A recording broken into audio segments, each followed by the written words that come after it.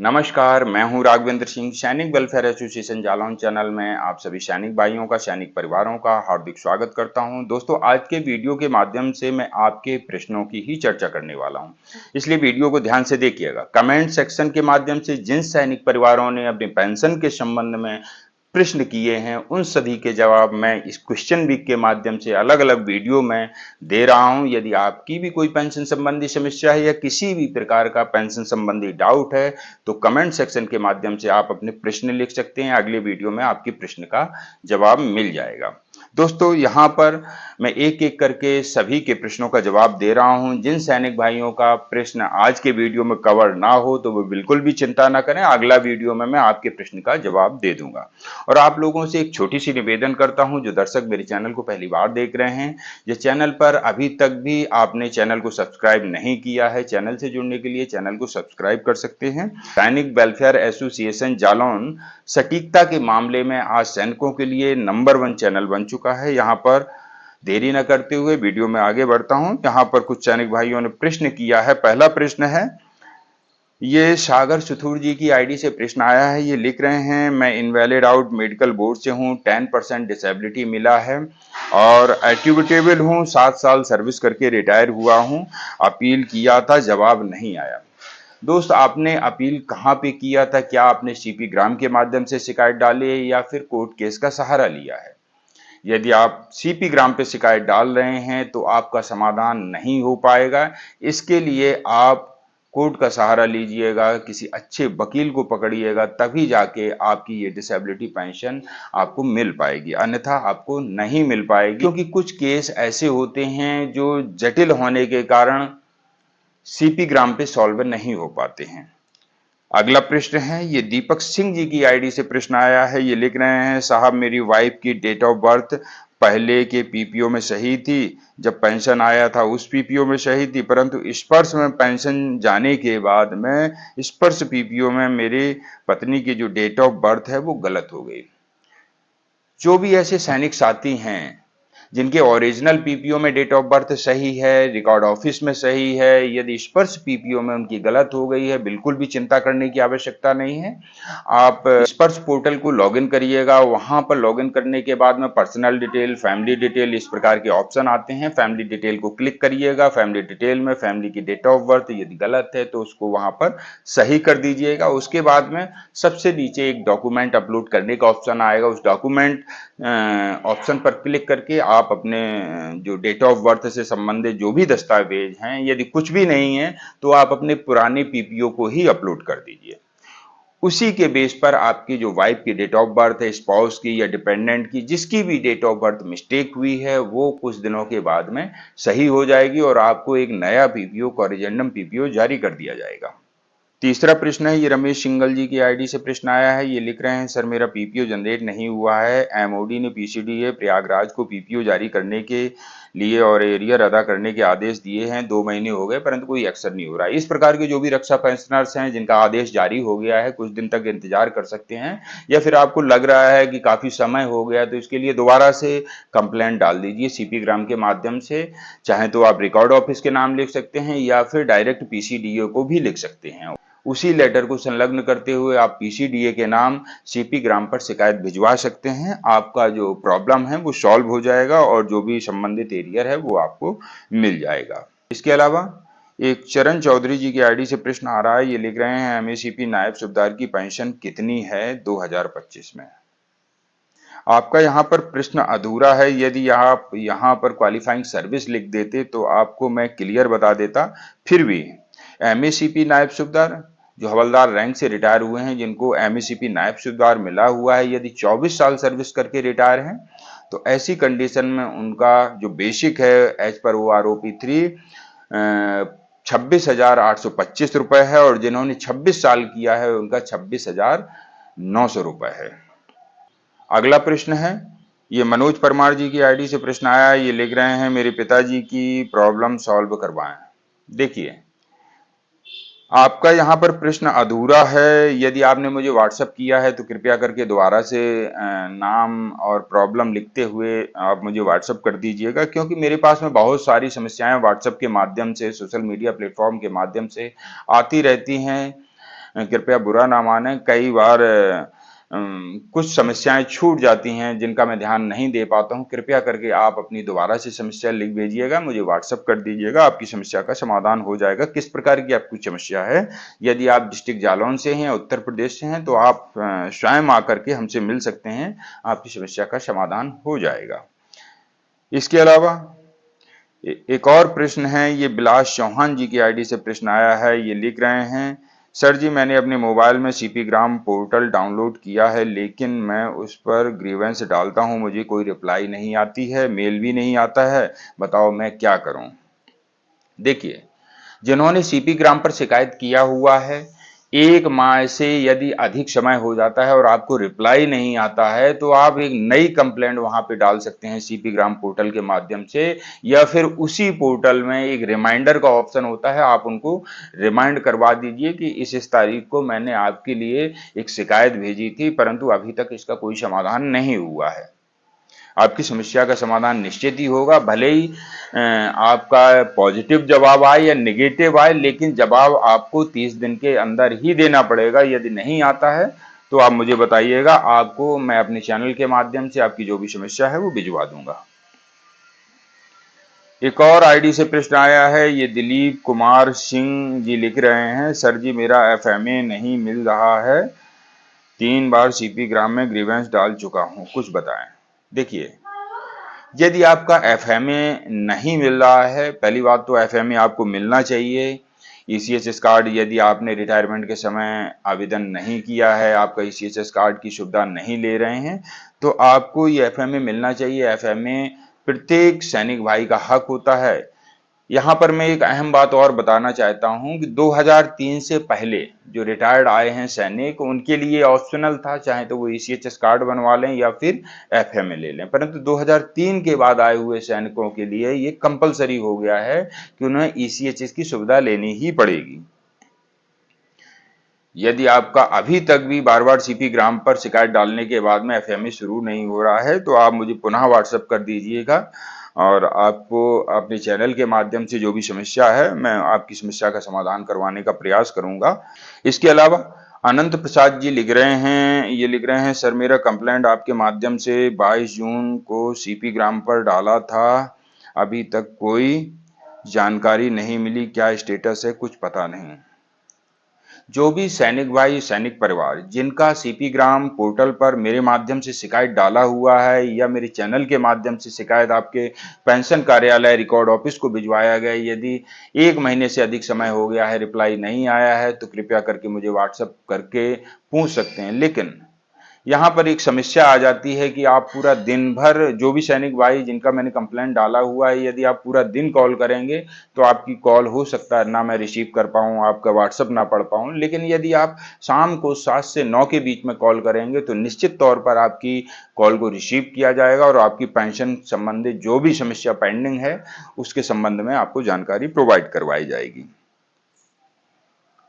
इसके अलावा एक और आईडी से प्रश्न आया है, ये पवन कुमार परदेशी जी की आईडी से प्रश्न आया है। ये लिख रहे हैं, क्वालिफाइंग सर्विस 17 साल है, ग्रुप वाई, रैंक हवलदार, L05, OROP 1, 2, 3 में बेसिक पेंशन कितनी मिलनी चाहिए? रिटायर्ड 31/7/1997।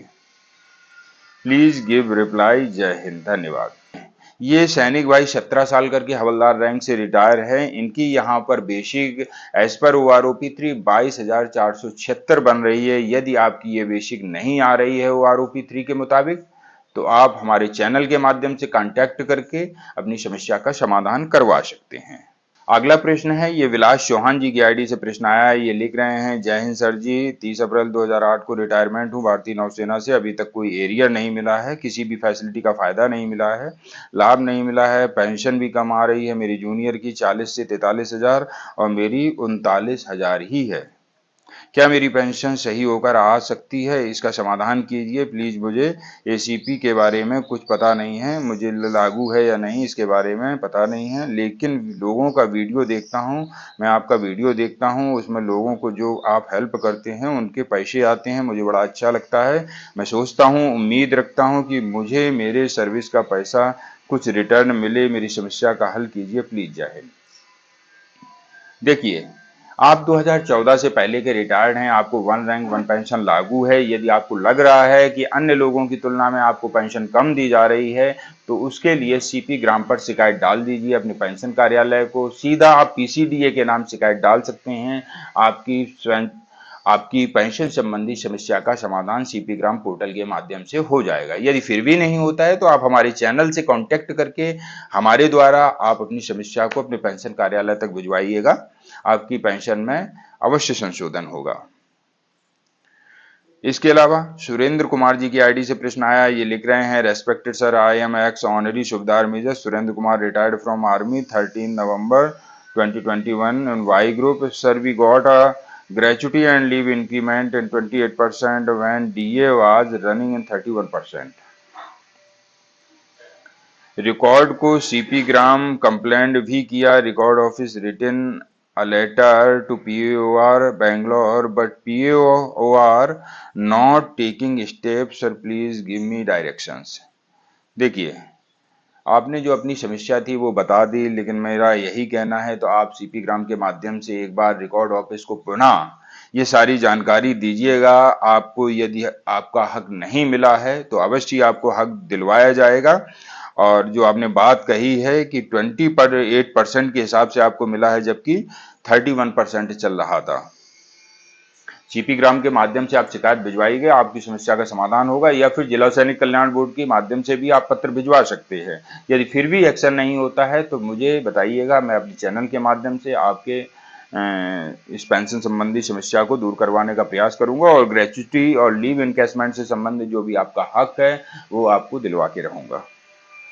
इसके अलावा एक और प्रश्न आया है, ये विलियम हेम ब्राउन आईडी से प्रश्न आया है। ये लिख रहे हैं, माई FMA 1000 per month sanctioned on 12 June 2025 but amount 1000 not credited, only 634 credited, very bad, so inspire not successful. इस प्रकार से जिन पेंशनर्स की समस्या है, जिनको एफएमए 1000 रुपए सैंक्शन है, परंतु जो उनको एफएमए का पैसा है 1000 न मिलकर के कुछ कम मिल रहा है, 600 500 या अन्य कुछ अमाउंट मिल रहा है, तो इसके लिए आप सीपी ग्राम के माध्यम से अपने पीसीडीए को शिकायत भिजवाइएगा। आपकी ये समस्या का समाधान हो जाएगा। या फिर सोल्जर बोर्ड के माध्यम से भी आप पत्र भिजवा सकते हैं, आपकी समस्या का समाधान निश्चित तौर पर होगा। और यदि नहीं होता है तो आप मुझे बताइएगा, अपने चैनल के माध्यम से मैं आपकी समस्या का समाधान करवाने का प्रयास करूंगा। इसके अलावा दीपक सिंह जी की आईडी से एक प्रश्न आया है। ये लिख रहे हैं, स्पर्श नहीं होना चाहिए, बहुत दिक्कत है। पहले वाइफ की डेट ऑफ बर्थ सही थी, अब स्पर्श में जाने के बाद डेट ऑफ बर्थ गलत आ रही है। देखिए दोस्त, यदि आपकी इस प्रकार की समस्या है, ये तो बहुत छोटी समस्या है। आपके पुराने पीपीओ में, आपकी डिस्चार्ज बुक में, सर्विस रिकॉर्ड में आपकी पत्नी की जो डेट ऑफ बर्थ थी वो सही थी, परंतु जैसे ही स्पर्श पीपीओ आया, टाइपिंग मिस्टेक के कारण आपके पीपीओ में आपकी स्पाउस की डेट ऑफ बर्थ गलत हो गई। बहुत छोटी सी समस्या है। स्पर्श पोर्टल में जाइएगा, लॉगिन करिएगा और वहां पर फैमिली डिटेल में जाकर के आपकी जो पत्नी की एक्चुअल डेट ऑफ बर्थ है सर्विस रिकॉर्ड के मुताबिक, वो यहाँ पर आप दर्ज कर दीजिएगा और उससे संबंधित जो पीपीओ है पुराना, आपके पीपीओ में आपकी पत्नी की जो डेट ऑफ बर्थ लिखी हुई थी या डिस्चार्ज बुक में लिखी हुई थी, उसी की फोटो संलग्न कर दीजिएगा। आपकी इस समस्या का समाधान हो जाएगा। कई अधिकतर पेंशनर्स के देखने में मिला है, पीपीओ में देखने को मिला है कि उनके डेट ऑफ बर्थ में बहुत सारी मिस्टेक देखने को मिल रही हैं। एक और प्रश्न आया है, भुजम मजुमदार जी की आईडी से प्रश्न आया है। लिख रहे हैं, राघवेंद्र सिंह जी, मैंने इस वर्ष में 6 मार्च 2025 को एक सर्विस रिक्वेस्ट डाली थी। आज 140 दिन हो गए हैं, परंतु अभी तक पेंडिंग शो कर रहा है, समस्या का समाधान नहीं हो रहा है। ऐसे जो भी सैनिक भाई हैं जिन्होंने स्पर्श पोर्टल में अपनी रिक्वेस्ट डाली हुई है किसी भी प्रकार की, अपने नाम एवं डेट ऑफ बर्थ या अन्य किसी सुधार के लिए रिक्वेस्ट डाली है, उनको इतना समय हो चुका है, 3 से 4 महीने हो गए हैं, अभी तक भी पेंडिंग दिखा रहा है, तो इसके लिए आप एक और प्रयास कीजिएगा। सीपी ग्राम के माध्यम से अपने रिकॉर्ड ऑफिस को शिकायत भिजवाइएगा, अपने पीसीडीए को शिकायत भिजवाइएगा।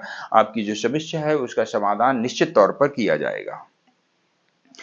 इसके अलावा ये KRC 64 आईडी से एक प्रश्न आ रहा है। ये लिख रहे हैं, भाई नोशनल इंक्रीमेंट का एरियर कब तक मिलेगा? हम 30 जून 2012 को रिटायर हुए थे। भाई आपने प्रश्न तो लिखा है, परंतु कौन सा इंक्रीमेंट आपका छूटा है, कृपया करके आप मुझे स्पर्श पीपीओ और एफएसए भी सेंड करिएगा, ताकि आपके उस इंक्रीमेंट को देखा जा सके क्या वाकई में आपकी पेंशन कम आ रही है। यदि ओआरओपी के मुताबिक आपकी पेंशन नहीं आ रही है, तब तो आपको आपका पेंशन का जो हक है वो मिल जाएगा। अन्यथा नोशनल इंक्रीमेंट आपने लिखा है तो ये कौन सा है, ये भी स्पष्ट करिएगा। अगला प्रश्न है, ये सागर सुथार जी ने प्रश्न किया है, इसका मैंने जवाब पहले दे दिया है। मैं आप लोगों को एक बात बताना चाहता हूं, जो भी हमारे रक्षा पेंशनर्स हैं, किसी भी प्रकार की पेंशन संबंधी समस्या है तो आप घर में चुपचाप ना बैठिएगा। आपको अपनी समस्या का यदि समाधान करवाना है तो सबसे पहले अपनी जिला सैनिक कल्याण बोर्ड से संपर्क करके संबंधित कार्यालय को पत्र भिजवाइएगा। यदि आप ऐसा नहीं करना चाहते हैं तो स्वयं भी घर बैठे पत्राचार करके अपने रिकॉर्ड ऑफिस से अपनी समस्या को दूर करवा सकते हैं। पेंशन कार्यालय को चिट्ठी भेजकर वहां से करवा सकते हैं। यदि फिर भी लगता है आपको आपकी समस्या का समाधान नहीं हो रहा है तो कमेंट सेक्शन के माध्यम से आप अपना प्रश्न लिखिएगा, फिर मैं आपको सही रास्ता बताऊंगा कि किस प्रकार से आपकी पेंशन संबंधी समस्या का समाधान हो पाएगा। दोस्तों, हमारे YouTube चैनल पर कई भाइयों ने कमेंट्स किए हैं, हमें व्हाट्सएप भी बहुत से सैनिक भाइयों ने किए हैं, परंतु कुछ एक प्रश्न और कुछ एक व्हाट्सएप पर किए गए मैसेज छूट जाते हैं। कृपया बुरा ना मानते हुए आप दोबारा से मुझे लगातार कांटेक्ट करते रहिएगा, व्हाट्सएप पर ही मैसेज के माध्यम से कांटेक्ट करिएगा। आपकी समस्या का समाधान अवश्य करवाया जाएगा। मेरा यही ध्येय है, प्रत्येक पेंशनर्स की पेंशन संबंधी समस्या का निराकरण करवाना। इन सैनिक भाइयों ने देश के लिए इतना लंबे समय तक जो योगदान दिया है, आज मैं उनको, उन सभी रक्षा पेंशनर्स को उनकी पेंशन के लिए मोहताज नहीं होने दूंगा। मेरा भरसक प्रयास रहता है कि उनकी पेंशन संबंधी समस्या का निराकरण करवाया जाए। परंतु फिर भी यदि मेरे चैनल के माध्यम से आपकी पेंशन संबंधी समस्या का निराकरण नहीं हो पाता है तो मैं आपको कोई और रास्ता बताऊंगा जिसके माध्यम से आपको हक मिल सकता है। दोस्तों, हमारे चैनल के माध्यम से ऐसे ही आप सभी पेंशनर्स की समस्याओं के समाधान करवाए जाते हैं। आपकी कोई पेंशन संबंधी समस्या हो तो लिख भेजिएगा हमें कमेंट सेक्शन के माध्यम से, अगले वीडियो में आपके प्रश्न का जवाब मिल जाएगा। और हमारे चैनल के माध्यम से दी जाने वाली जानकारी यदि आपको उपयोगी लगती हो तो इसे अन्य पूर्व सैनिक भाइयों तक भी शेयर कर दीजिएगा। अगले वीडियो में नई जानकारी लेकर के फिर मिलूंगा, तब तक के लिए जय हिंद, जय भारत।